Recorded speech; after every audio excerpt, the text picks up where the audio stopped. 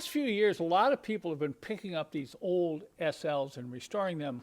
A lot of times we hear from people who say, well, this was my father's or my grandfather's car. It's been in a garage. It hasn't been driven. It's low mileage. Well, just because it's low mileage doesn't mean it's not going to need some work.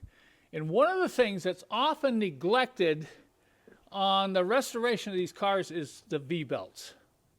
Now, I have no idea how old these belts are or when they were last changed.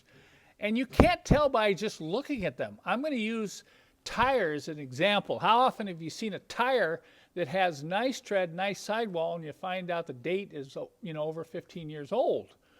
Well, it's kind of the same with belts. Even though they look good, if they're very old, over 15 years, you probably want to change them. And when you go to change these belts on these V8s, whether it be a 450 SL, 380 SL, 560 SL, you've got a lot of belts and a lot of adjustments have to be made. On the 380 SL, there are 5 V-belts.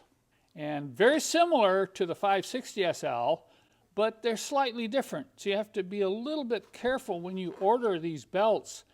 I decided to come up with a kit for the 380 engine. This is specific for the 380 SL, 380 SLC, 380 SE, SEC, and so on. And these are the belts that you see here. So what I'm going to do in the belt kit is I'm going to give you the instructions that I did when I changed the belts on a 560 SL, because if you look down in here, almost everything is the same.